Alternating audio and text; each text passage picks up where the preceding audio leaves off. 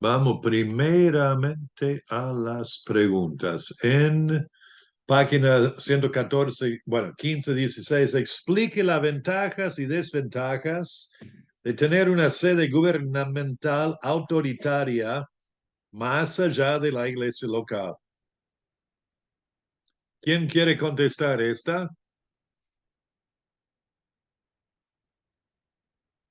Bueno, yo puse, pastor, que una de las ventajas sería, no sé si lo entendí bien, pero voy a intentarlo. Ok, dale. Una de las ventajas, bueno, yo vengo de una iglesia pentecostal y había una iglesia que sería, como por así decirlo, la iglesia que gobernaba Ok, a los distintos anexos, sí. le llamaban anexos. Nosotros éramos un anexo acá en el barrio Saizar, entonces creo que una de las ventajas era que eh, pone- los diezmos iban toda a la iglesia central y ellos administraban todo lo que era los impuestos y todas las cosas administrativas, y creo que eso era una ventaja, de lo cual la iglesia no se hacía cargo, sino la iglesia central. Ajá, ok. Y desventaja sería que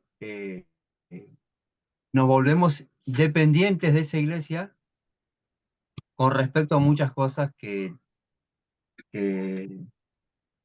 supongamos, si se quiere construir algo o se quiere hacer alguna compra, se Ajá. vuelve dependiente de esa iglesia, y no tiene la posibilidad de poder acceder fácilmente a la compra de cualquier cosa. O sea, la iglesia central tomaba las decisiones. Claro, Ok. Sí, hay cierta ventaja, pero las desventajas terminan siendo, a mi parecer, mayores. sí, mayores. Ajá. Claro, por eso es lo que, cortito y al pie no. Sí, sí, ok. Estamos, creo, de acuerdo con vos en esto. A ver, pasamos a la próxima, porque entre presbiteriano y lo que sería congregacional, ahí estaríamos más de acuerdo.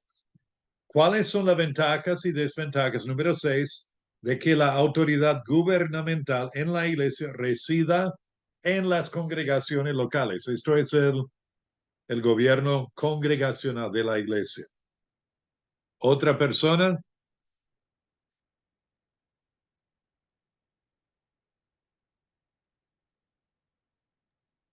Bueno, entre las ventajas pusimos que permite también, digamos, un mayor sentido de autonomía y responsabilidad en los asuntos de la congregación, permitiendo una mayor unidad también y compromiso de los miembros en la santidad de la misma iglesia. ok, Después también, en relación a la protección y el resguardo de la sana doctrina ante imposiciones que pueden estar desviadas de la sana doctrina, ¿no? ok, Hablando siempre de una sana iglesia. ok, Y después de las desventajas, puede ser también que puede llevar a un aislamiento de otras congregaciones más fácilmente, digamos. ok, También podría ser peligro de desvíos doctrinales por falta de supervisión, o también que tiene la posibilidad de rechazar correcciones doctrinales. Y ok, después, bueno, pues peligro de surgimiento de diótrefes, ¿vio? El que le gusta ser el primero en todo y no recibe a los hermanos, bueno, como que también podría ser. Vio que, bueno, en la sesión decía, las personas con poder, digamos, puede ser que se desvíen, o sea, están más susceptibles a eso. ok. Muy bien. Ahora, pregunto, familia Cariaga, ¿cuánto hace que están allí en la iglesia de Rafael Calzada? 2019, fines de Ah, 2019, 2020. ok, y antes de eso, ¿dónde se congregaba? En una iglesia bautista. ¿Dónde? Una iglesia bautista acá que estaba en Calzada también. A pocas cuadras, sí. Ah, mira, una de la convención. No sé si era de la convención. No, no sé. Creo que es Ok. nueva igual. Sí, Sí, es nueva, era nueva la Sí. iglesia. Ah, ok. Ok. de chiquito íbamos a Hermanos Libres, que después nos mudamos y bueno, ahí cambiamos. Ajá. Ok. Mencionaste Diótrefes. ¿Han experimentado eso en la iglesia o en alguna de las iglesias? No, gracias a Dios no. Ok, No, pero ok. imaginando digo, puede ser. Pero no. Bueno, ok. ¿Alguien más quiere comentar sobre esto? Ventajas y desventajas de lo que sería gobierno congregacional. A colación de lo que decía anteriormente a la otra pregunta, una ventaja vio en las tomas de decisiones, Ujú. siendo el hilo conductor, es que hay mucha libertad en la toma de decisiones y una desventaja sería, como decía la hermana, es que cuando hay casos específicos de disciplina o de apartamiento, hay pocas personas para hacer ese trabajo. Si bien, como pasó acá en la iglesia de Monte Grande, cuando estuvo el apartamiento eh, del pastor que vinieron ustedes y bueno, fuimos como un cuerpo al tomar esa decisión y bueno, preguntarle y hacerle un cuestionario acerca de lo que son las doctrinas. O Creo que esa sería, vos decís el concilio de ordenación del pastor claro, Nicolás. Ah, ok, claro. Entonces, eso creo que sería una desventaja, pero una ventaja sería la libertad en la toma de decisiones que no tenemos que depender de otro, pero bueno, eso no, ok, eso. ok. La independencia no necesita significar total independencia, sino más bien debe haber una interdependencia y cooperación entre las iglesias de la misma fe práctica. Esto es positivo. Ahora, por ejemplo, estamos aquí en esta clase del seminario. Ustedes han tomado otras materias también de otros pastores acá en el seminario. Esto es un esfuerzo de varias iglesias, varios pastores enseñando y ustedes, hermanos, de varias iglesias. Este año han habido más de 100 personas, no estoy seguro exactamente cuántos han participado en las diferentes clases.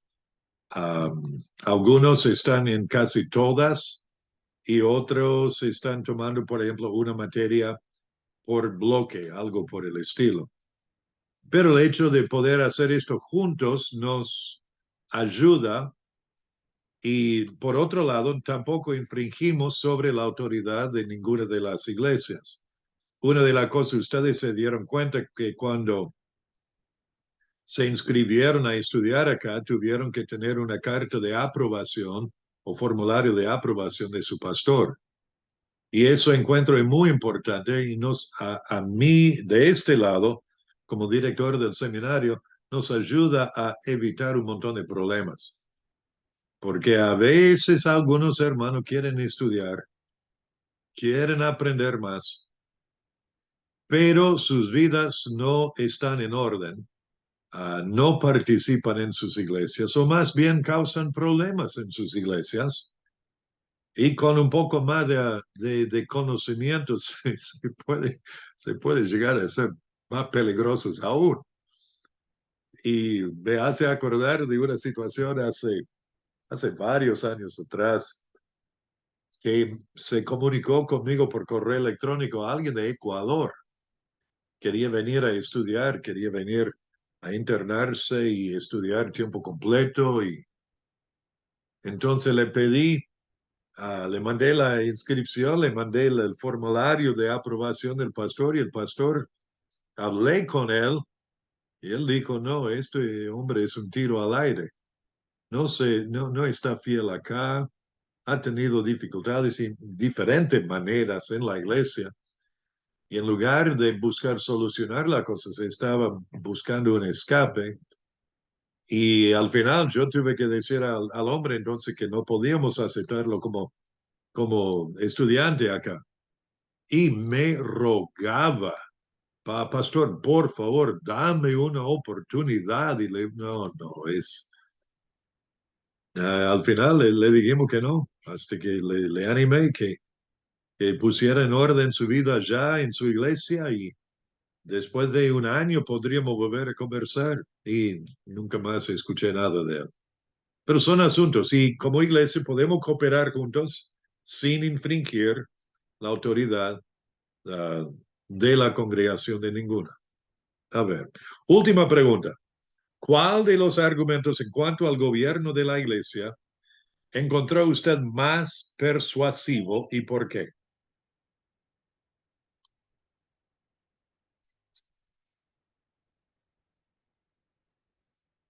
Hermano Carlos o Silvia, ¿quieren contestar esa pregunta? Buenas noches, hermano Facundo. Lindo verte. Hola, ahora veo. Hola, pastor. Yo puse la presbiteriana. Me parecía como un equilibrio, digamos, entre un grupo que guíe y la congregacional, como una mezcla de las dos, digamos. Ok. Eso me pareció como más equilibrado, si se quiere. Ok. Si se quiere. No sé cómo se maneja en la realidad, porque no he visto nunca, pero me pareció. Ok. ¿Y qué dice tu marido? Lo mismo. No, sí, también me pareció más hacia la congregacional, pero sí, quizá con un poco más de autoridad en el caso de lo que son los pastores y ancianos, digamos. Ok. Con respecto a la pregunta anterior, una de las desventajas, por ejemplo, de congregacional que yo puse fue que por ahí en la toma de decisiones, si es que todos tienen que votar, o los miembros, o la mayoría de los miembros, en ciertas situaciones por ahí eso se hace lleva mucho más tiempo, digamos, hasta llegar a un consenso en ciertas decisiones, digamos. Sí.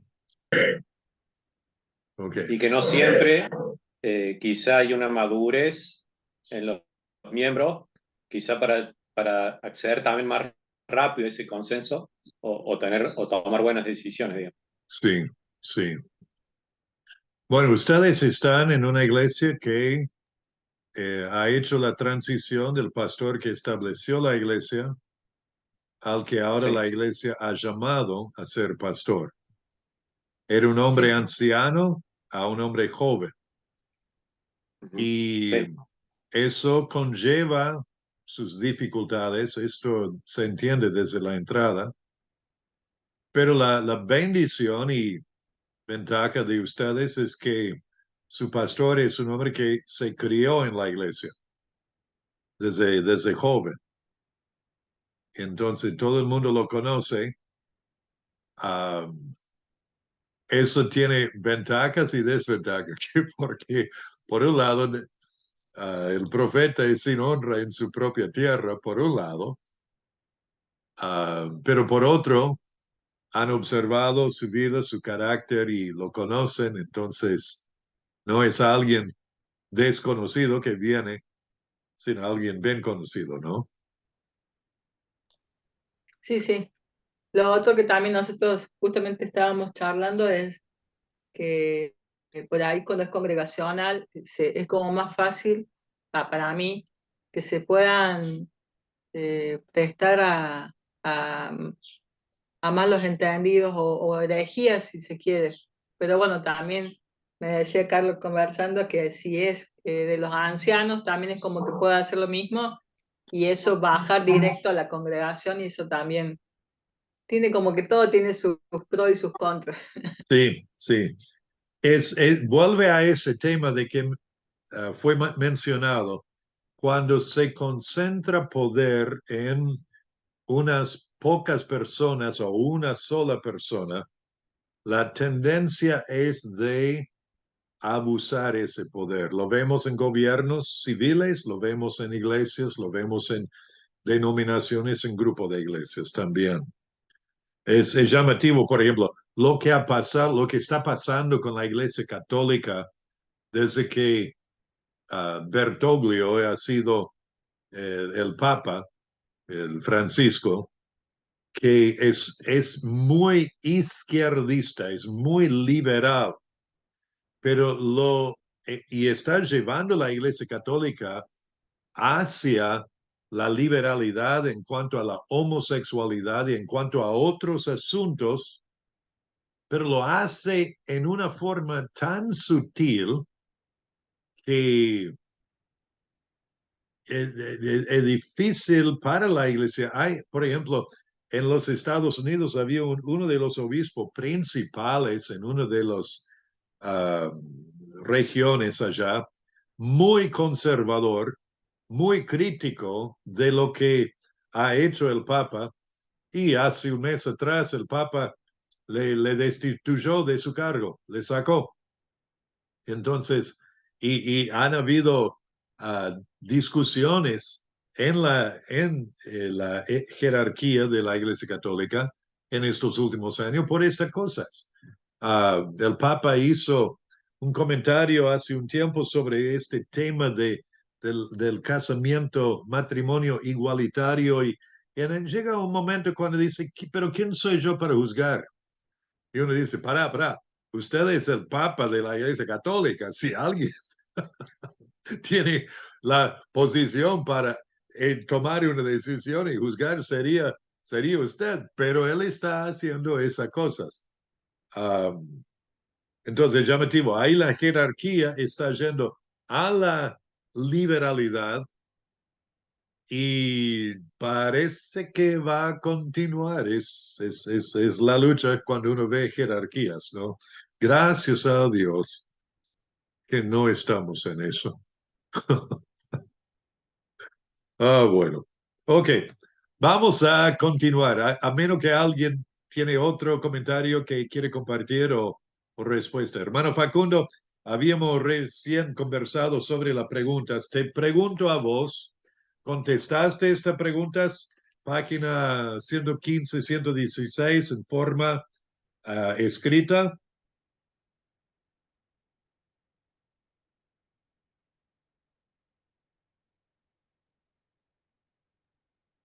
No, todavía no. Activa el micrófono. Ah, perdón. No, Ahí que está. todavía no. Ok. Sí. ¿Y pudiste hacer la lectura del capítulo 55? Sí, la lectura Ok, sí. muy bien. La semana pasada no estabas, o sí estabas, sí estabas, pero no tengo nada anotado para vos para las preguntas 5 o 6 y la lectura 5. ¿Habías completado eso o no? No, pastor, eso no. Ok, muy bien. Bueno, vamos a seguir. Esta noche hablamos del milenio. Pastor, Sí, el que mencionó puede ser el cura Adán Cotas. ¿cómo? Hay un cura que se llama Adán Cotas que está desaparecido No, porque... no fue él, no fue él. Ah, Era, era bueno. un obispo, uno de los más elevados ahí en los Estados Unidos. Ah, bueno, este cura todavía no apareció. Ay, que muy conservador. También empezó a hablar de cosas que eh, obviamente no le gustaban a los demás. Entonces, Ajá. solo Dios sabe dónde está. Bueno, hablando, hablando de este tema y así nomás, ¿qué ha dicho el presidente electo en cuanto al cura, al Papa? Pero le ha dado con un palo por la dirección que está llevando la iglesia. El falso profeta. Bueno, como es en muchas maneras muy bruto, a veces vulgar, lo que será nuestro nuevo presidente, pero a la vez en muchas cosas muy acertado, ¿no? Y vamos a ver cómo permite la burocracia Bueno, dejamos todo ese tema de política. Vamos ahora hacia el milenio. La consumación de toda la cosa. Estamos en la página 117 y la mayoría de los temas que vamos a ver en cuanto a la escatología. Por ejemplo, la pregunta ¿qué es el estudio de las últimas cosas? Escatos es el término griego que quiere decir último.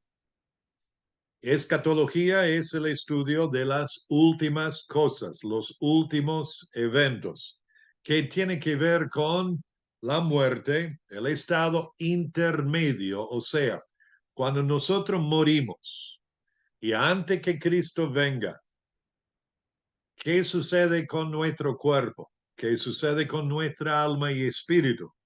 Okay, esto es el estado intermedio. ¿A qué se refiere? La resurrección o resurrecciones, los galardones, las coronas, las recompensas que Dios promete por diferentes áreas de fidelidad. El castigo de los injustos, como será, el reino venidero, el milenio y el cielo nuevo y la tierra nueva. O sea, la mayoría de estos asuntos se determinan por lo que uno cree en cuanto al milenio. Y recuerdan que la relación entre Israel y la iglesia tiene que ver con lo que creemos en cuanto al futuro reino de Jesucristo en la tierra, el milenio, como lo llamamos. Ahora, es interesante, menciona aquí en el manual, del total de versículos en la Biblia son 31,124. Y de esos versículos, 8,352 contienen profecía. Profecía que muchos fueron cumplidas en los tiempos bíblicos y otros serán cumplidas en el futuro. Pero el porcentaje entonces es 27%, o sea, más de un cuarto de lo que encontramos en la Biblia es profecía. Por eso es importante. También leemos en el libro del Apocalipsis que el espíritu de la profecía, bueno, déjenme buscar ese versículo para citarlo correctamente.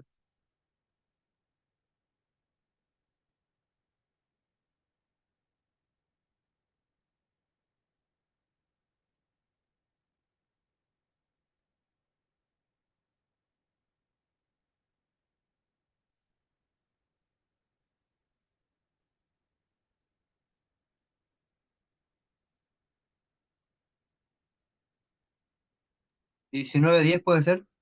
¿Qué dice? Yo me postré a sus pies para adorarle, y él me dijo: Mira, no lo hagas, yo soy consiervo tuyo y de tus hermanos que retienen el testimonio de Jesús. Adora a Dios, porque el testimonio de Jesús es el espíritu de la profecía. Ahí está, gracias hermano. Ahí está. El testimonio de Jesús es el espíritu de la profecía. ¿Ok?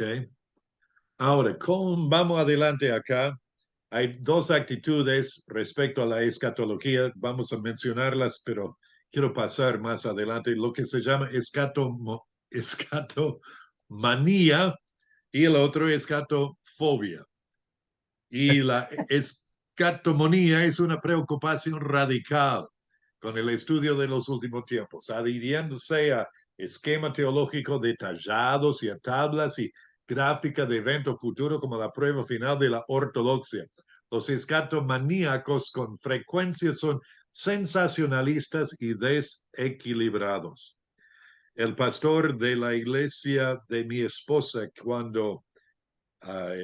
que estaba pastoreando cuando conocí a Diana, y luego cuando nos casamos, él nos casó, pero era uno de estos tipos que constantemente indagando en cuanto a la profecía. Y me acuerdo una vez, estuvimos allí un fin de semana y él predicó sobre el último capítulo de Daniel y de los 45 días después de lo que era la guerra y después y él estaba explicando y me acuerdo que volví a la facultad y pregunté a uno de mis profesores que respetaba mucho en cuanto a ese tema y me dice, ¿dónde escuchaste eso? Y le digo, bueno, el pastor de la iglesia de Diana dice, le nombré, lo conozco, él siempre está buscando y encontrando cosas nuevas, me dijo. Entonces, es un extremo. El otro es el escatofobia, el temor radical a estudiar los últimos tiempos por personas que creen que hacer cualquier clase de observación positiva y detallada respecto a los últimos días es radical, sensacional y ocasiona divisiones innecesarias. ¿Ok? Mejor buscar un poco de equilibrio en cuanto a este tema. ¿Ok? Ahora, ¿cuántos de ustedes han leído algunos o los libros de la serie Dejados Atrás? ¿Alguien?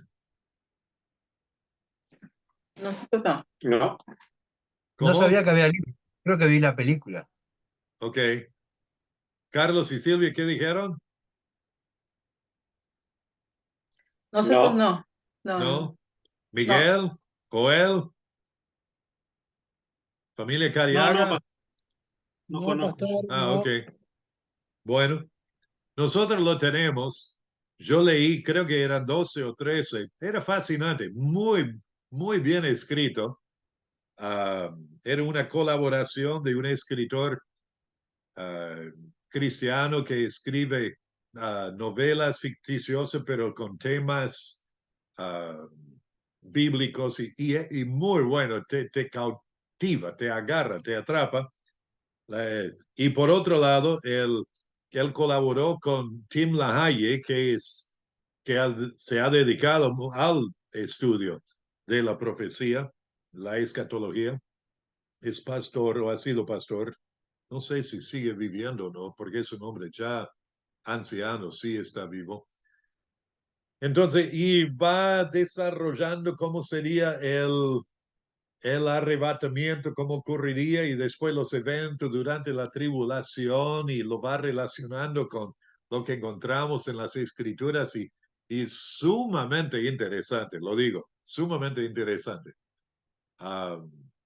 Pero no es así ha dicho Jehová, sino basado según su manera de verlo en las escrituras. Bueno, dejamos eso por ahora y continuamos. Los modelos escatológicos. Primero es el historicismo.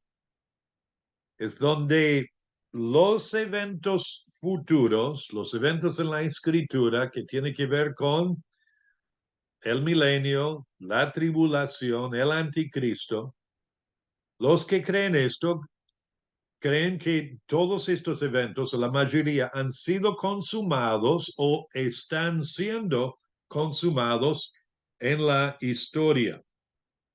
Entonces, la esperanza futura primaria que aún está por cumplirse es la segunda venida de Cristo.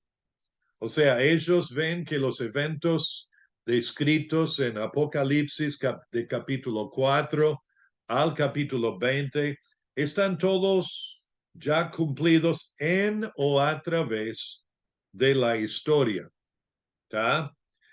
Es un poco diferente del siguiente, que es preterista, que quiere decir pasado.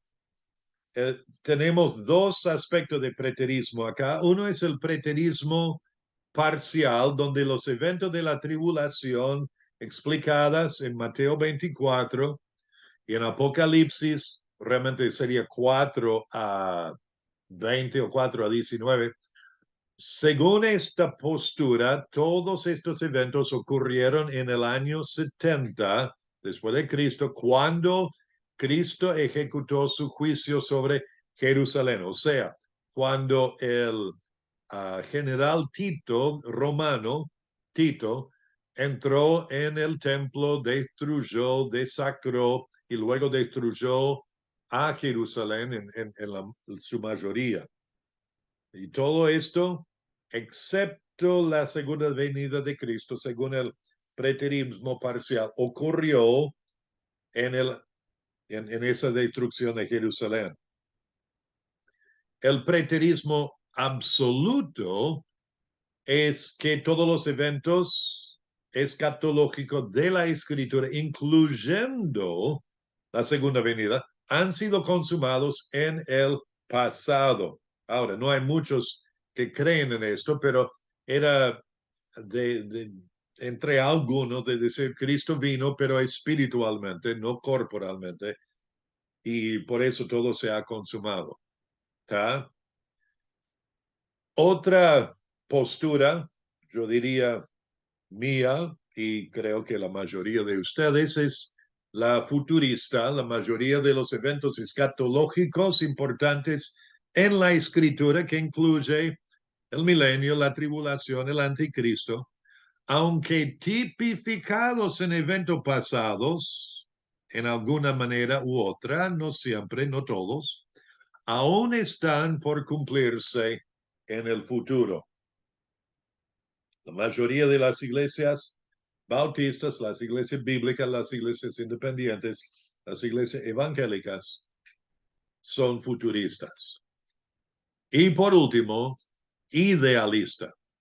Los eventos escatológicos más importantes en la escritura, de nuevo, milenio, tribulación, anticristo, son principios simbólicos del eterno conflicto que el mundo enfrentará hasta que Cristo regrese. Y la esperanza futura primaria es la segunda venida de Cristo, que se cumplirá literalmente. Ahora, no hay muchos que adhieren a esta postura. La mayoría serían o preteristas parciales o futuristas. Ahora, en cuanto al milenio, tenemos tres diferentes posturas que vamos a evaluar esta noche. Pero es interesante la cita que tenemos acá de Donald Bloch, o Blesch, no sé cómo se pronuncia. Posiblemente no existe ninguna doctrina que haya dividido más al protestantismo evangélico moderno que la doctrina del milenio. Entendiendo que muchos evangélicos nos tiran a nosotros en la bolsa con los protestantes. Sin embargo, lo que está diciendo es cierto. El tema del milenio, A versus pre, es lo que ha dividido a muchos. Ahora, el texto principal para el milenio es esto de Apocalipsis 20. Y al leer esto, y esto es todo el tema, o sea, no todo el tema, pero una muy importante aspecto del milenio, de la postura en cuanto al milenio, es cómo leemos la Biblia. ¿Cómo leemos la Biblia? ¿Cómo interpretamos las escrituras? Lo que llamamos hermenéutica. ¿Qué es lo que Dios quiso decir al inspirar a los santos hombres de Dios cuando escribieron? ¿Qué fue la intención del autor Dios y el escritor inspirado por su Espíritu Santo? ¿Cómo interpretamos la Biblia? Comenzamos desde Génesis 1 y creemos firmemente que Génesis 1 y 2 y 3 y 4 es narrativa histórica. ¿Y cómo leemos eso? Como una narrativa histórica. ¿Qué quiere decir? que relata eventos. No está describiendo algo que tenemos que espiritualizar o alegorizar para que signifique otra cosa. Dios, al dar su palabra, toda la escritura, Él la dio para que fuese útil. Y para que sea útil, tenemos que leer y interpretarla normal, o sea, el sentido normal de las palabras en su contexto gramatical, en su contexto histórico y en su contexto teológico, o sea, dentro de todas las escrituras. Son asuntos importantes en cuanto a la hermenéutica. Llamamos esta manera de interpretar la manera gramática, histórica, teológica, teniendo en cuenta qué significan palabras. Si palabras pueden significar lo que queramos decir, no tiene sentido. Entonces, lo llamativo es que la gran mayoría de los que creen firmemente en la inspiración divina de las escrituras, creen en las doctrinas esenciales para la salvación, solo por gracia, por fe, por Cristo, escritura sola, la deidad de Jesucristo, otros asuntos tan esenciales. La gran mayoría interpretan las escrituras en una manera, lo que llamamos normal o literal, leyendo el sentido, leyendo las palabras en su contexto, leyendo las oraciones, los párrafos, los libros, y entendiendo su sentido normal, su sentido obvio, sin tener que torcer el significado para que signifique otra. Esto no quiere decir que leamos todo de manera literal. Por ejemplo, cuando dice y habla de los brazos de Jehová Dios, Dios es espíritu, no tiene brazos. Entendemos esto. Es lo que se llama un antropomorfismo, donde se adscribe a Dios una característica humana, pero son figuras. Cuando dice que Dios es nuestra roca, eso no quiere decir que es literal una roca, sino que es tan firme como una roca. Entonces, entendemos figuras, entendemos metáforas, entendemos las diferentes maneras gramaticales que usan para pintar un cuadro verbal, por ejemplo. Entendemos esto y lo vamos a interpretar según eso. Pero el problema es, primero, si no vemos que las promesas, y vamos a repasar algunas de ellas en un cachito, pero si no vemos que la promesa que Dios hizo a Israel en el pacto con Abraham, en el pacto con Moisés, en el pacto con David, si no vemos que esas promesas fueron cumplidas y no serán cumplidas en Israel, sino espiritualmente en la iglesia, entonces cuando llegamos a la profecía que tiene que ver con eventos futuros, ahí cambian la hermenéutica. Ahí cambian la manera de interpretar.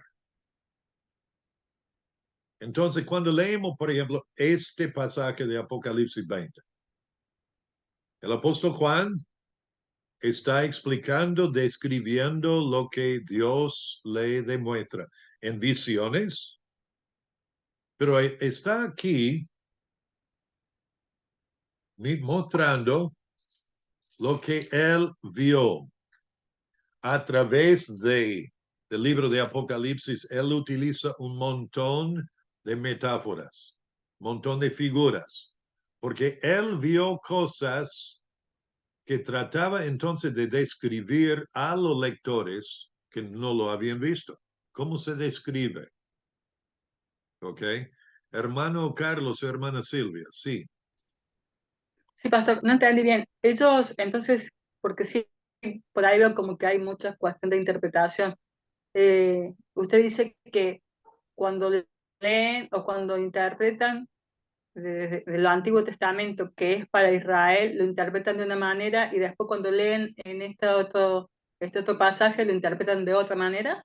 Bueno, el asunto es así. En el Antiguo Testamento hay más de 300 profecías. Algunas fueron cumplidas en el tiempo del Antiguo Testamento y muchas profecías fueron cumplidas en los tiempos de Jesús. Muchas profecías en cuanto a Jesús. Y fueron cumplidas literalmente.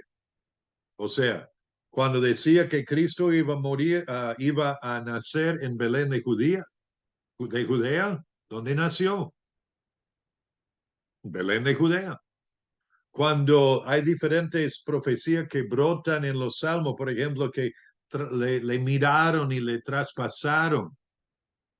Y tal pasó cuando estuvo en la cruz. Cuando habló de que iba a haber uno que lo iba a traicionar, tal cual sucedió.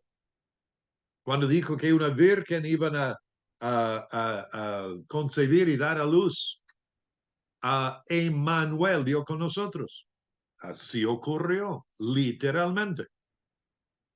Y hay más hay centenas de estas profecías.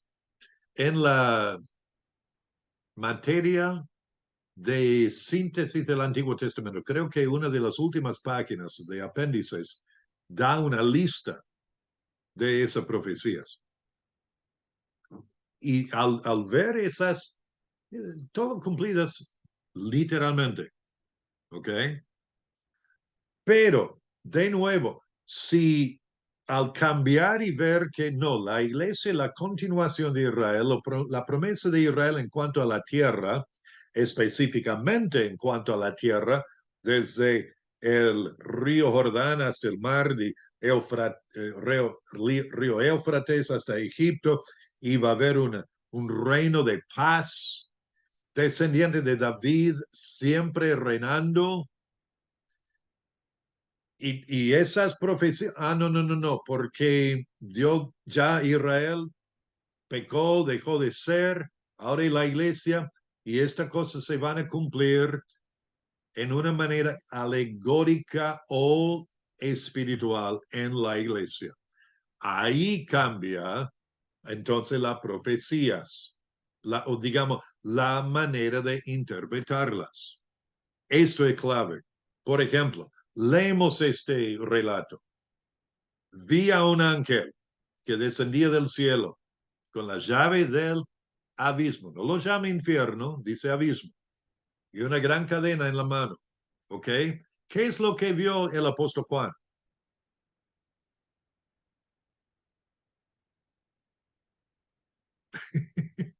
Usted está pensando, pastor, dice que vio un ángel que descendía del cielo con la llave del abismo. ¿Ok? Ok. ¿Fue una llave?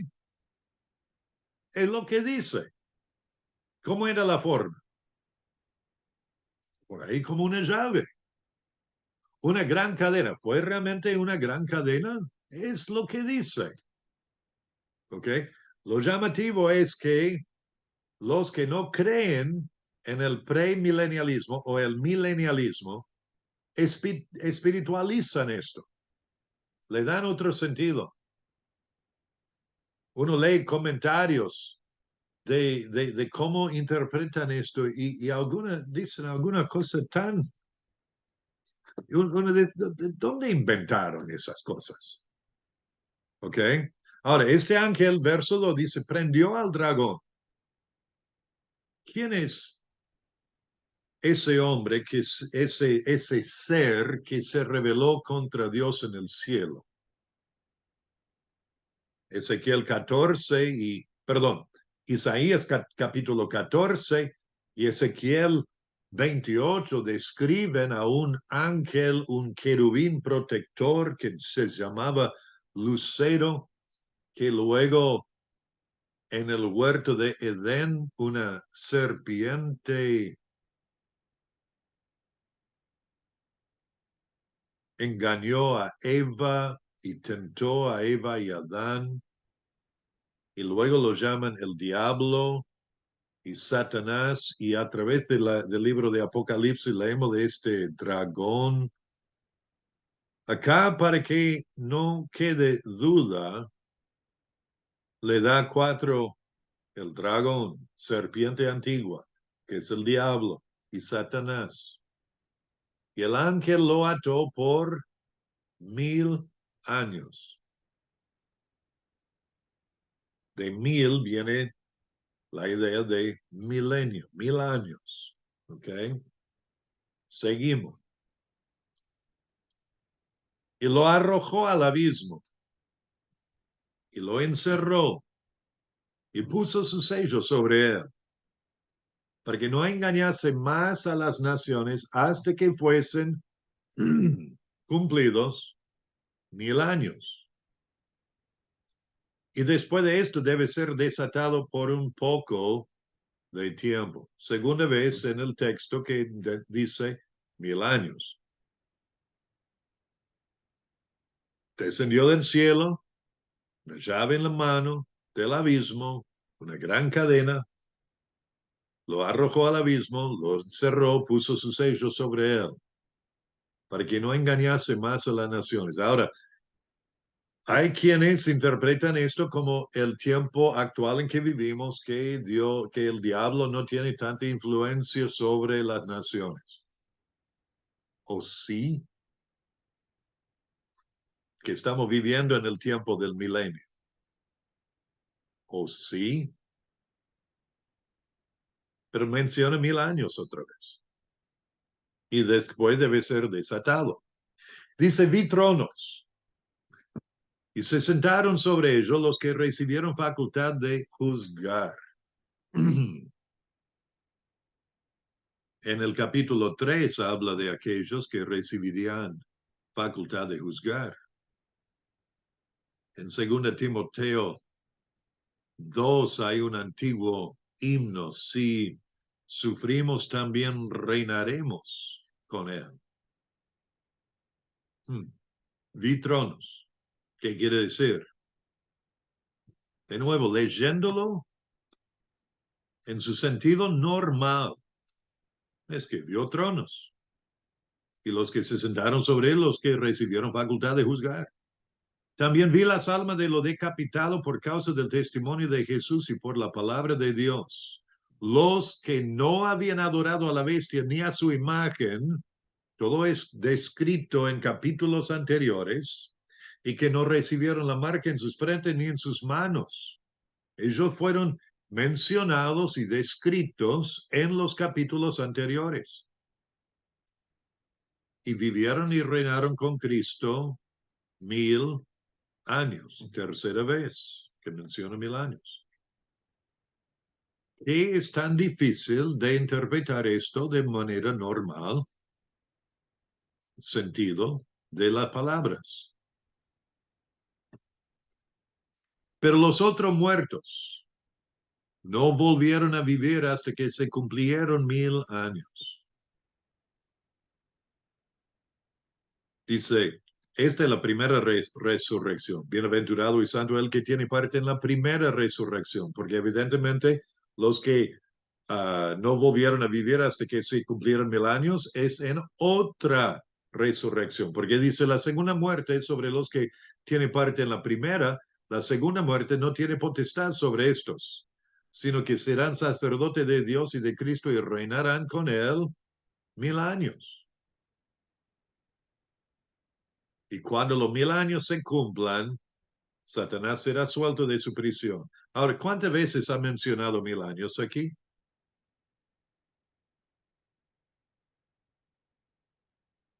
Cinco. 6 veces. 6. 6. 6. Verso 2, verso 3, verso 4, verso 5 y verso 6 y 7. Y saldrá, ¿quién?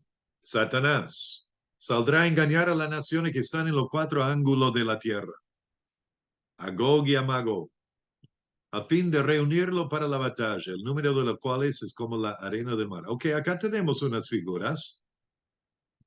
Saldrá a engañar a las naciones que están en los 4 ángulos de la tierra. ¿Qué quiere decir los 4 ángulos de la tierra?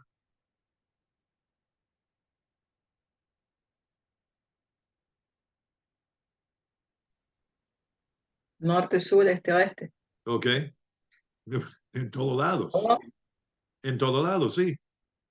Y el número de los cuales es como la arena del mar. Es innumerable. Y subieron sobre la anchura de la tierra y rodearon el campamento de los santos y la ciudad amada. ¿Recuerdan cuál era la ciudad amada?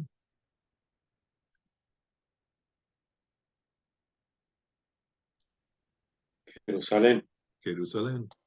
Y de Dios descendió fuego del cielo y lo consumió. Y ahí termina esto. Y verso 10 dice, el diablo que los engañaba fue lanzado en el lago de fuego y azufre, donde estaban la bestia y el falso profeta, y serán atormentados día y noche por los siglos de los siglos. Y vi un gran trono blanco. ¿Ok? Entonces ahí tenemos esta lectura y algunos dicen, pero no podemos basar una doctrina sobre un solo texto.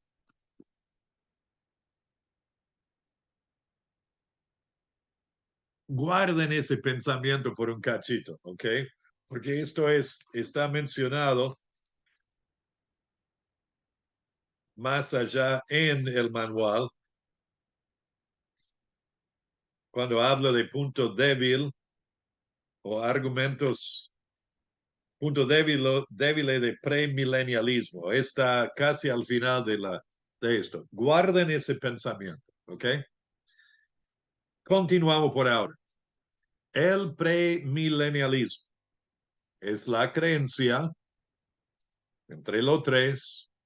O sea, lo que más está prevalente hoy día es el premilenialismo y el amilenialismo. El premilenialismo es la creencia que afirma que en el futuro Cristo regresará y establecerá su reino sobre la tierra por 1000 años. También esto fue llamado por los padres apostólicos el quiliasmo,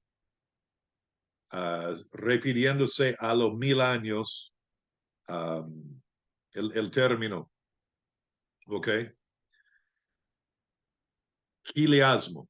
Entonces, al leer los padres apostólicos, no leemos de milenio, leemos de quiliasmo y se refieren a un reino de 1000 años aquí en la tierra. La iglesia e Israel lo vemos distintos. No, la continuación tampoco reemplazó la iglesia a Israel, lo vemos distintos. Obvio, yo soy premilenialista y es lo que estoy promoviendo, pero vamos a evaluar las otras posturas. El siguiente profeta, tribulación será un juicio apocalíptico futuro de Dios sobre el mundo, descrito en Apocalipsis, capítulos 4 al 19. El siguiente evento profético para nosotros que somos dispensacionalistas, premilenialistas, pretribulacionales,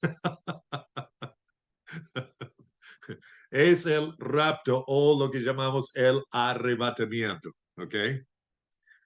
Si no somos eso, si uno es dispensacionalista, premilenialista, mesotribulacional, entonces la gran tribulación es lo que ocurre próximamente y a la mitad la tribulación.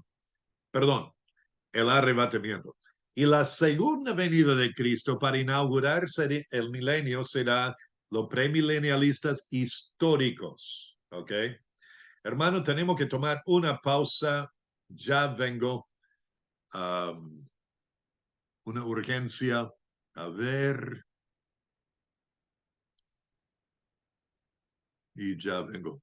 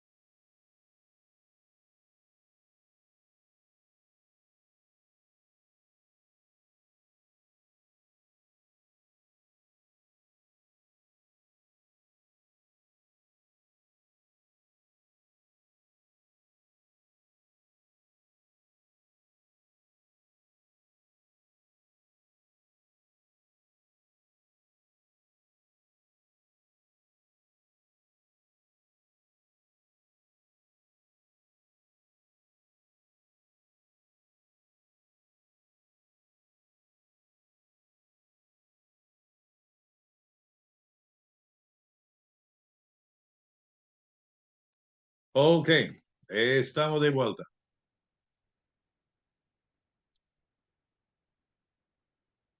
Continuamos.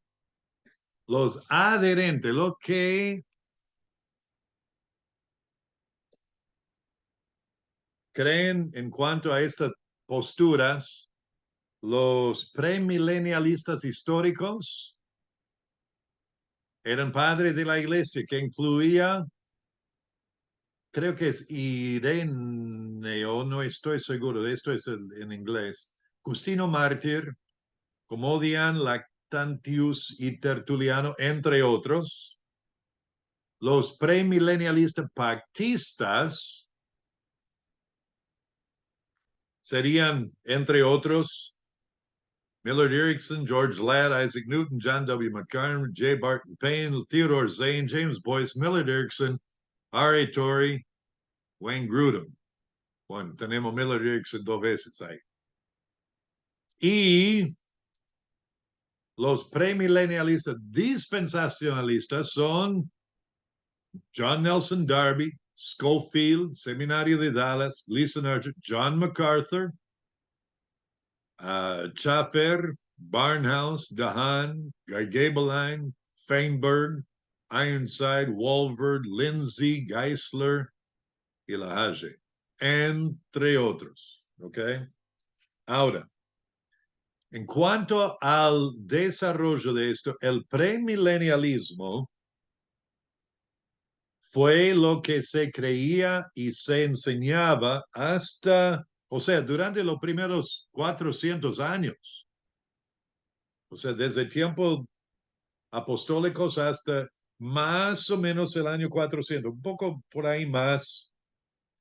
Diferentes de los padres que escribieron en cuanto a esto era Papio, Policarpo, Ignacio, Justino Mártir, lo que es el escrito, el Didaqué, la epístola de Bernabé, pastor de Hermas, Tertuliano. Y durante este tiempo, estos primeros años, había mucha persecución de parte del gobierno romano contra los creyentes. Y esperaban, por lo que las escrituras enseñaban, el reino milenial de Cristo. Ahora, a partir de 400 más o menos, tenemos dos, lo que llaman padres apostólicos, todo de la iglesia, pastores, obispos, importante, Origen, uno, y el otro, Agustín, San Agustín, especialmente Origen, que comenzó a alegorizar las escrituras. O sea, leía las escrituras siempre viendo a Cristo en todo, pero para hacerlo iba haciendo que significara otra cosa. Entonces, la manera de interpretar las escrituras cambió de una manera literal, normal, que estos pastores y obispos practicaban, a lo que era algo alegórico.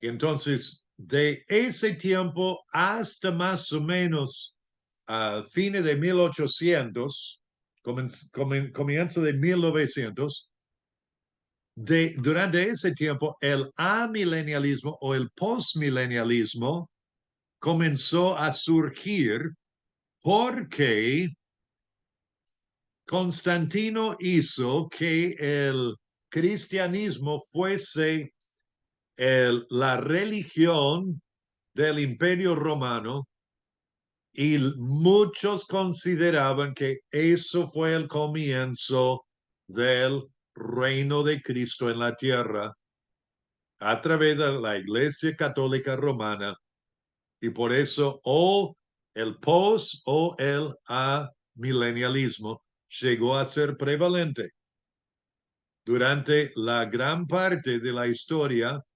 desde el año 400 más o menos en adelante.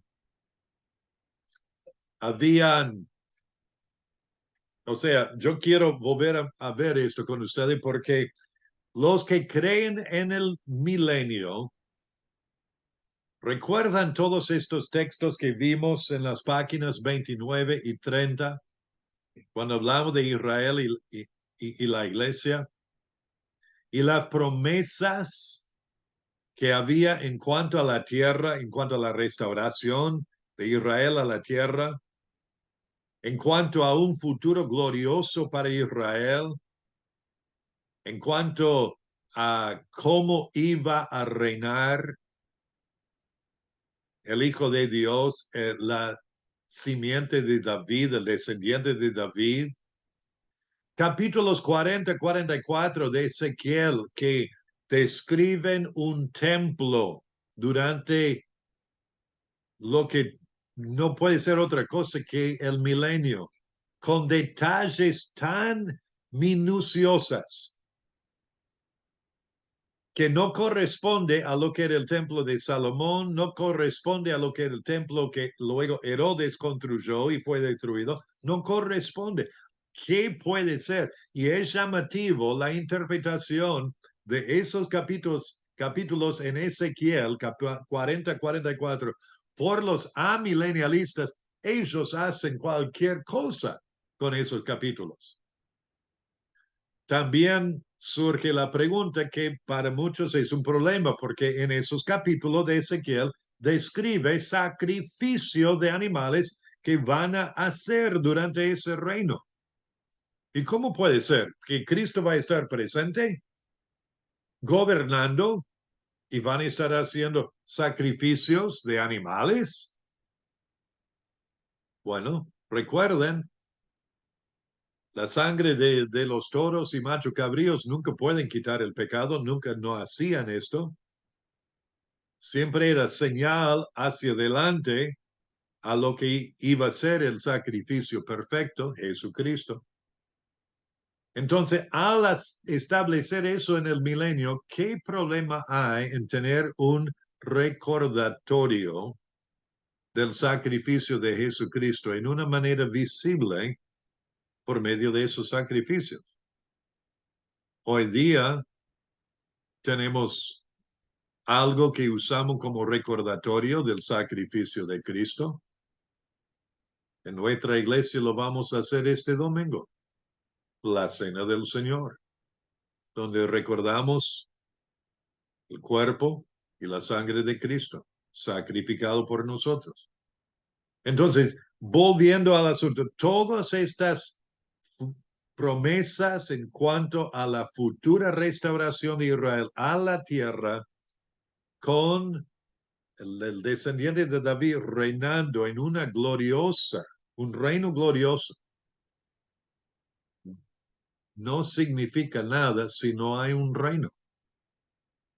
Y estas promesas apuntan a ese futuro reino milenial. Pero veamos esto. Justino Mártir decía, existe un cierto hombre Juan, uno de los apóstoles de Cristo, quien profetizó mediante una revelación que se le hizo, que aquellos que creen en nuestro Cristo morarán por 1000 años en Jerusalén y que posteriormente seguirá en resumen la resurrección general y eterna y el juicio de todos los hombres también tomarán lugar. Así fue el entendimiento en los primeros siglos después de Cristo. Y Tertuliano, él dijo, confesamos que se nos ha prometido un reino en la tierra, pero antes del cielo y en otro estado de existencia. Será después de la resurrección, durante 1000 años en la Jerusalén de construcción divina traída del cielo. ¿Ok? Entonces, la esquema de estos eventos es el siguiente. Tenemos la era de la iglesia, la gran tribulación, el milenio y luego los cielos y tierra nuevas. Hay tres posturas premilenialistas. Una es el rapto pretribulacional de la iglesia. O sea, premilenialista dispensacional, PD. Otra es rapto mesotribulacional de la iglesia. También es parte de los pretribulacionistas dispensacionales o premilenialistas dispensacionales. Y la otra es la segunda venida de Cristo. Esto sería premilenialista histórica. ¿Está? Ocurriendo al final de la tribulación. La clave para los tres es que Cristo vendrá antes del reino milenial. Y después habrá la resurrección y juicio. Y luego, gran trono blanco, cielo nuevo, tierra nueva. Hasta aquí, ¿hay alguna pregunta?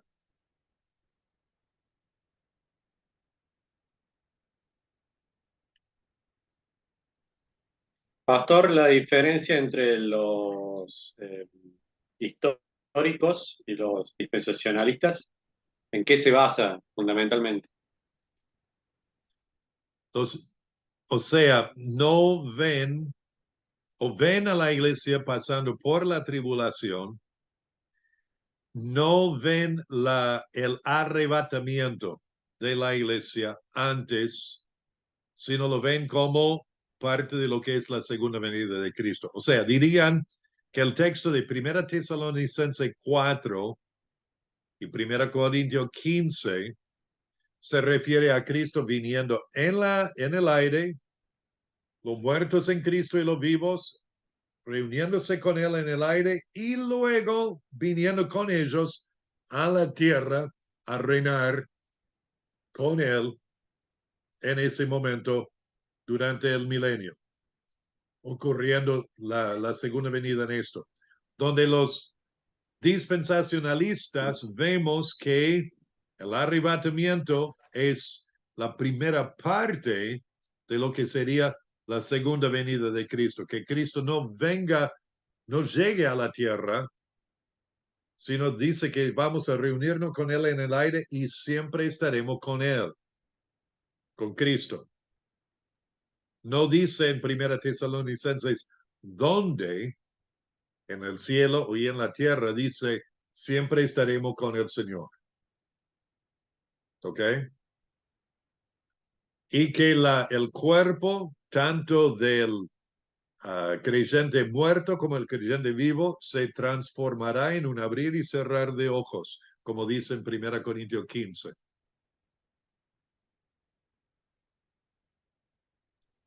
Bien, gracias, Pastor. Gracias. ¿Ok? ¿Alguna pregunta más?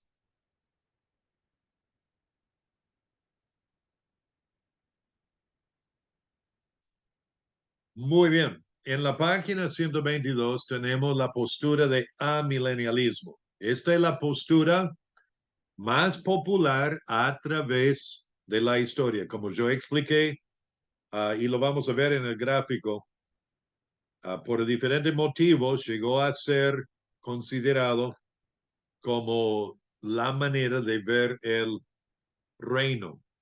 La creencia de que no habrá un milenio literal, sino que el milenio es un símbolo de la realidad presente cumplida en el reino de Cristo desde el cielo y desde el corazón de los creyentes. ¿Ok? Pastor, una pregunta. Sí, O sea, quiero entender un poco el gráfico ese. ¿Viste que ahí los tiempos marca todo antes de Cristo? sí. Eh, No, después de Cristo. En esta, claro, sí, sí, esa y el amilenialismo también. ok. Premilenialismo, Esta, claro. ok. Sí, sí, sí. No, esto es Ahí viste que abajo. después de Cristo. Ah, claro, porque por eso no entendía muy bien eso. Ok. Perdón. Gracias, pastor. AD dice, quiere decir Anno Domini. Perdón. Ah, Anno Dimini, año de nuestro Señor.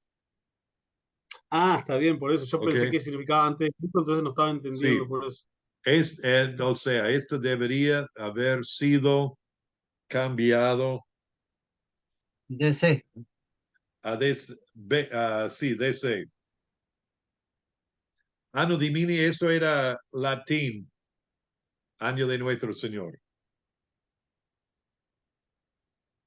Ok. Sí, veo cómo esto causa confusión. ¿Saben qué? Vamos a reparar eso ahora. Para que no lo vamos a hacer. No quiero causar lío aquí. Vamos adelante. Ok, No, pues está bien, igual ya, ahora ya sabemos todo, ok, podemos muy corregir. bien. O sea, la creencia de que no habrá un milenio literal, sino simbólico.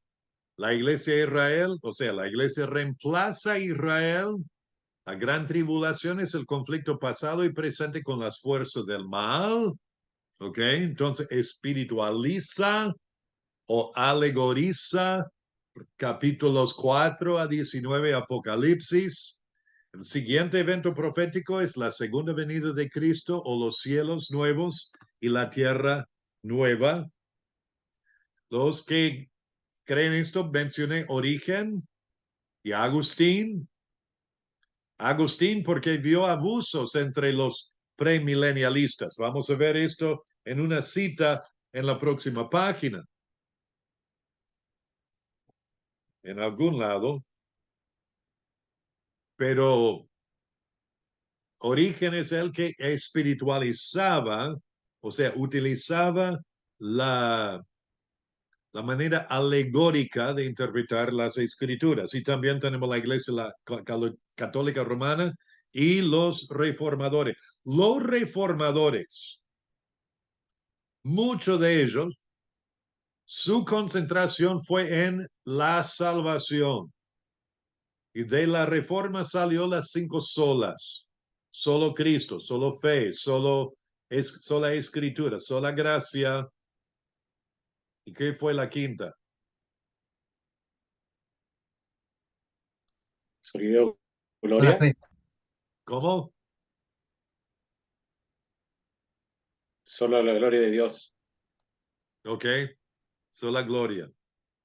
Entonces, ellos se concentraban, no tomaron mucho tiempo a concentrarse en el estudio de la escatología, estaban más en la soteriología.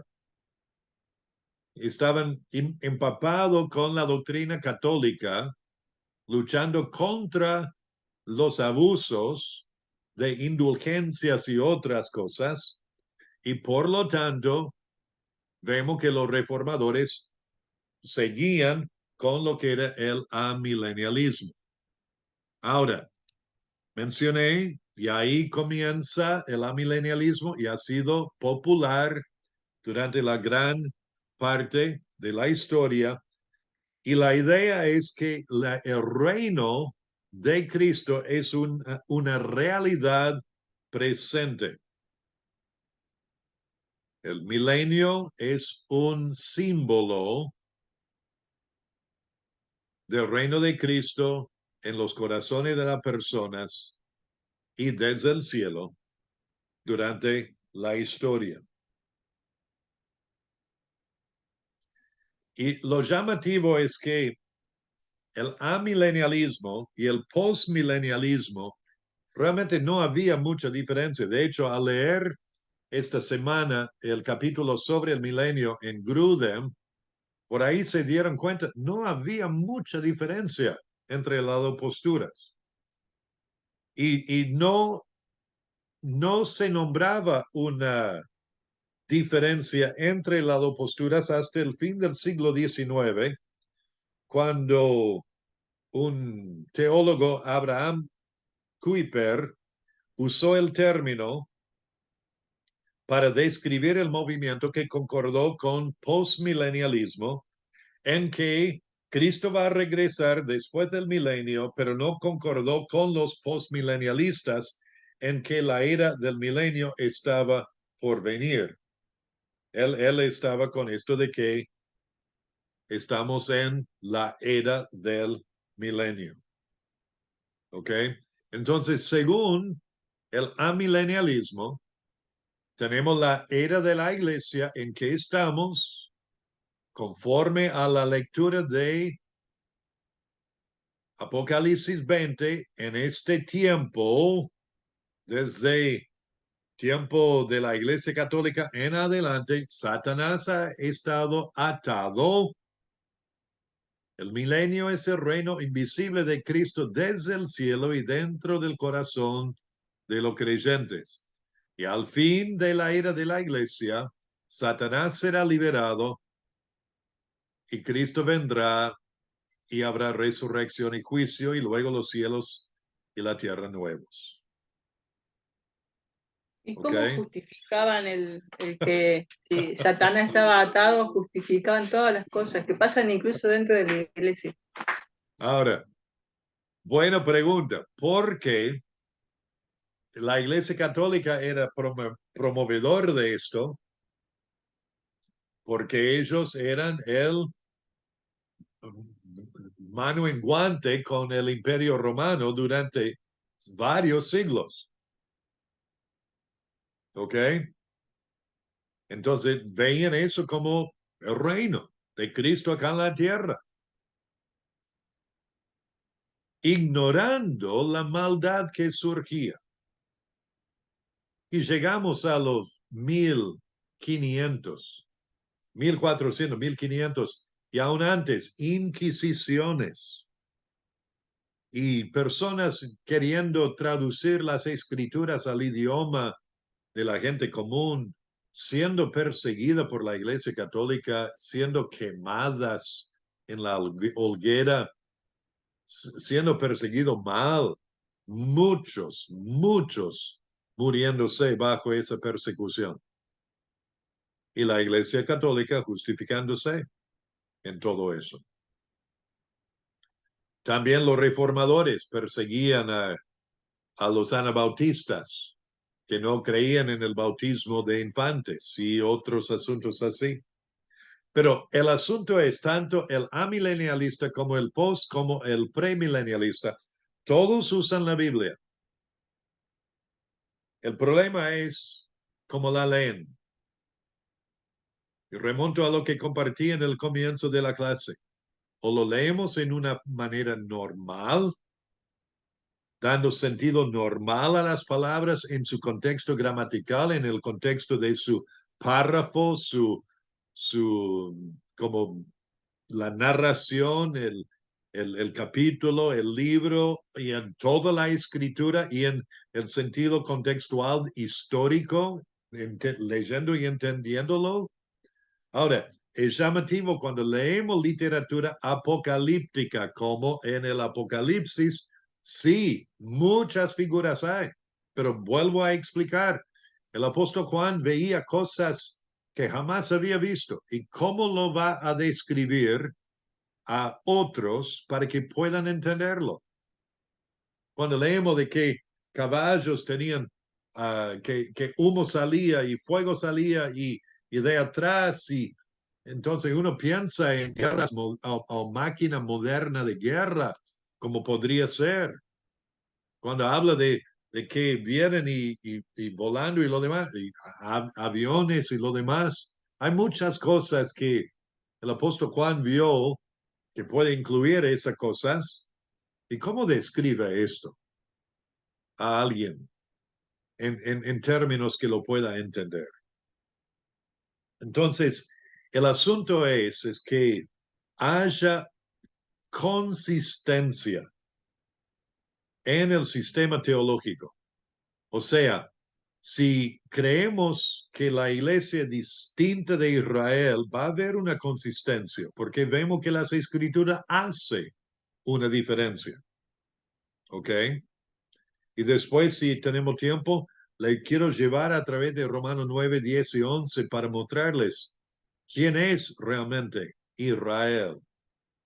Y que esto también nos ayuda a ver la consistencia. en la forma de interpretar las escrituras. Los premilenialistas, esto es una cita que muchos mencionan, los premilenialistas están esperando el milenio.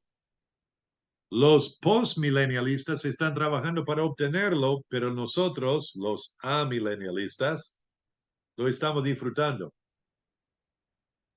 El post y amilenialismo llegó a ser cuestionado mal cuando llegamos al siglo XX. Primera Guerra Mundial. Horrible. Segunda Guerra Mundial. El Holocausto de los judíos. El establecimiento de Israel en la tierra como nación en 1948.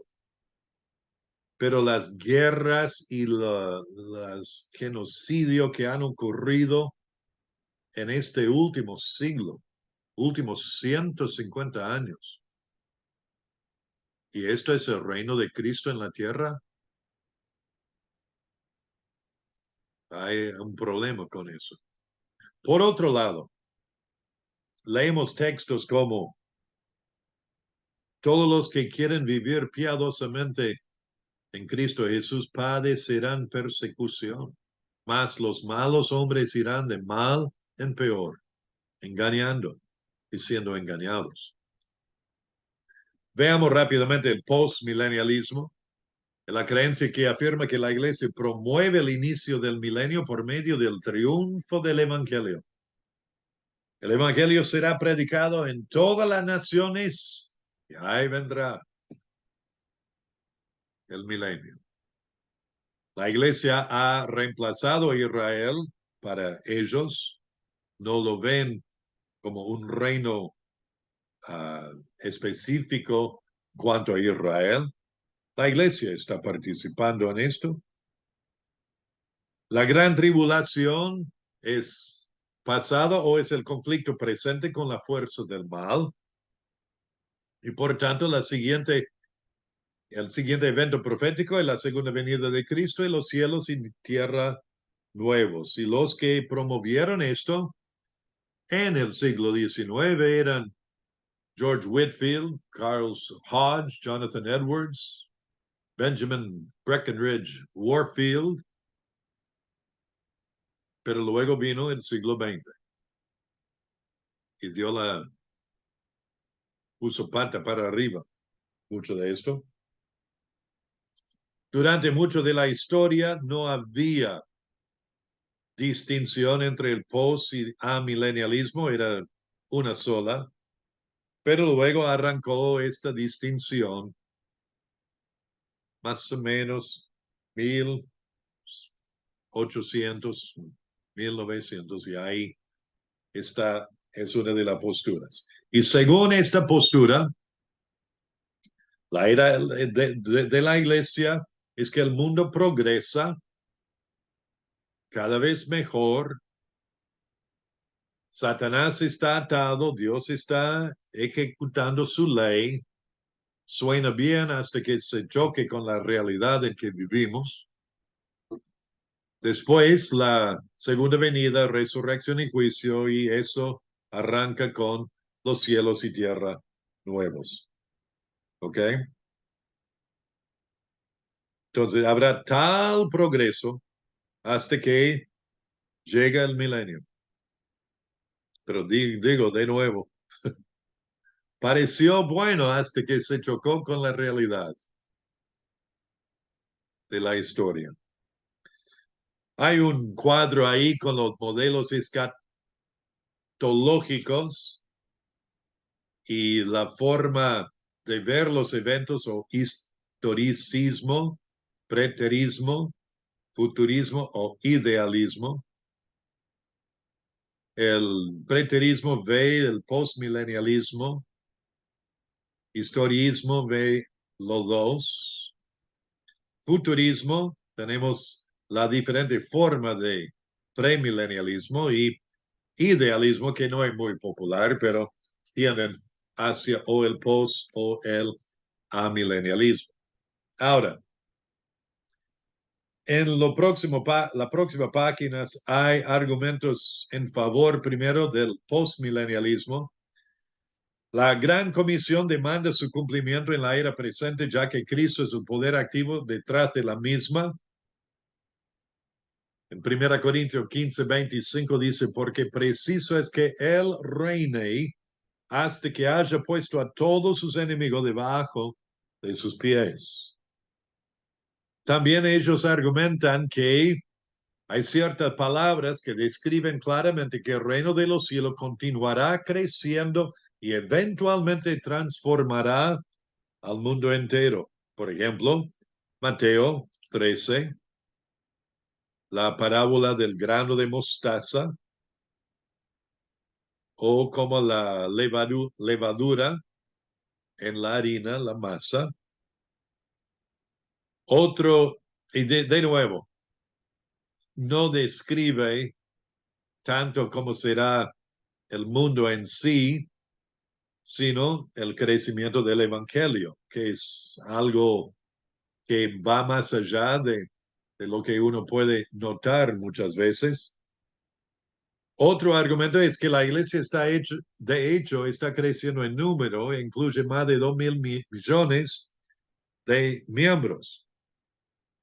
Pero entendamos que esto incluye lo que serían católicos romanos y también ortodoxos orientales, los cristianos nominales de algún u otro tipo, no necesariamente y en gran manera no creyentes verdaderos en Jesucristo. Y número 4, todas las demás posturas escatológicas son demasiado pesimistas. Solo el postmilenialismo da lugar al verdadero triunfo de Cristo por medio de la iglesia.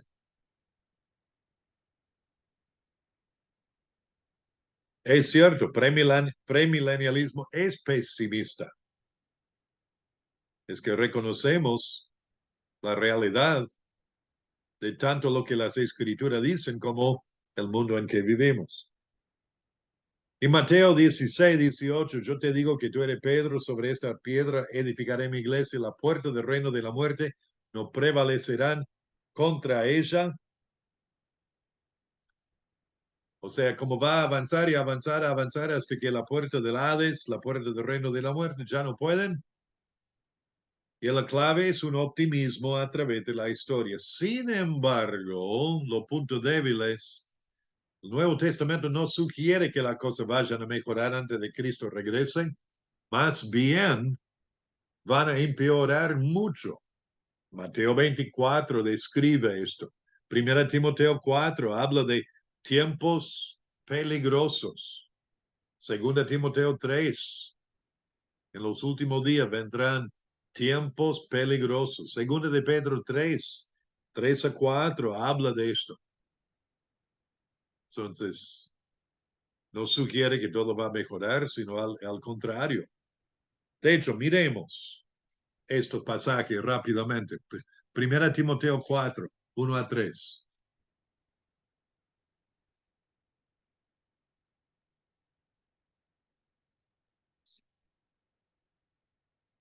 Primera Timoteo 4, 1-3. Hermano Leandro, ¿podés leer eso?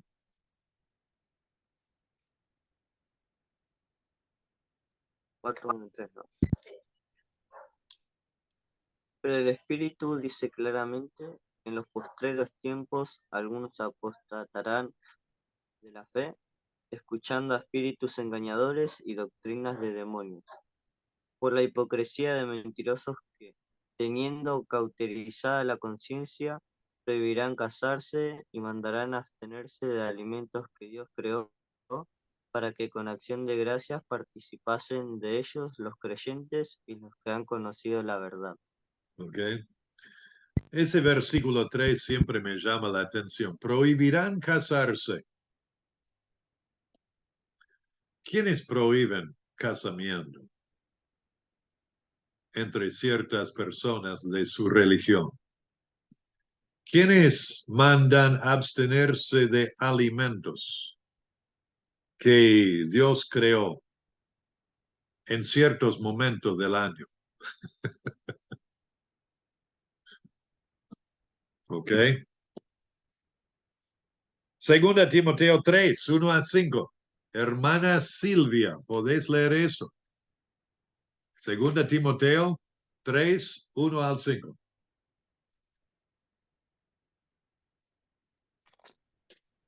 También debes saber esto, que en los postreros días vendrán tiempos peligrosos, porque habrá hombres amadores de sí mismos, avaros, vanagloriosos, soberbios, blasfemos, desobedientes a los padres, ingratos, impíos, sin afecto natural, implacables, calumniadores, intemperantes, crueles, aborrecedores de lo bueno, traidores, impetuosos, infatuados, amadores de los deleites más que de Dios, que tendrán apariencia de piedad, pero negarán la eficacia de ella.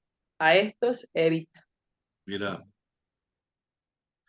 Y por último, segunda de Pedro, capítulo 3, versículo 3 y 4. Hermano Facundo. Sabiendo primero esto, que en los postreros días vendrán burladores, andando según sus propias concupiscencias, y diciendo, ¿dónde está la promesa de su advenimiento? Porque desde el día en que los padres durmieron, todas las cosas permanecen así como del principio de la creación. Ajá. Y dice que ignoran voluntariamente dos hechos, que en el tiempo antiguo fueron hechos por la palabra de Dios los cielos y también la tierra, que proviene del agua y por el agua subsiste. Segundo evento, por lo cual el mundo de entonces pereció anegado en agua. Evolucionismo niega creación y el diluvio en los tiempos de Noé. Llamativo esto. Otro punto débil de postmilenialismo es que surgió en una época de gran esperanza e ilusión, pero tal esperanza se ha convertido en desencanto y desesperanza en el siglo XX. El hombre no está mejorando y la iglesia no está triunfando sobre el mundo. Y por otro lado, la evidencia bíblica, lo más importante, como ya vimos, la evidencia bíblica para esta postura es limitada. Ahora, en cuanto al amilenialismo, los argumentos en favor, el Nuevo Testamento sugiere convincentemente que el reino de Dios se inauguró con la primera venida de Cristo. ¿Ok? Que entendamos la diferencia entre inaugurar algo y establecer algo. Y no todos los amilenialistas creen esto. Algunos prefieren el sí, pero todavía no. ¿Ok? Hay varios textos que tienden a causar confusión. Por ejemplo, dice Cristo a los fariseos, en cambio, si expulso a los demonios por medio del Espíritu de Dios, eso significa que el reino de Dios ha llegado a ustedes. ¿Pero qué quiere decir Jesús con esto? ¿Que el reino de Dios ya está establecido o que el rey está presente en ese momento? En Marcos 1, después de que encarcelaron a Juan, Jesús se fue a Galilea a anunciar la buena nueva de Dios. Se ha cumplido el tiempo, decía, el reino de Dios está cerca. Arrepiéntanse y crean las buenas nuevas. El reino de Dios está cerca. El rey estaba presente. Marcos 9:1, que añadió, les aseguro que algunos de los aquí presentes no sufrirán la muerte sin antes haber visto el reino de Dios llegar con poder. ¿Saben qué? Antes de seguir, vamos a tomar una pausa y vamos a seguir en esta parte en un cachito.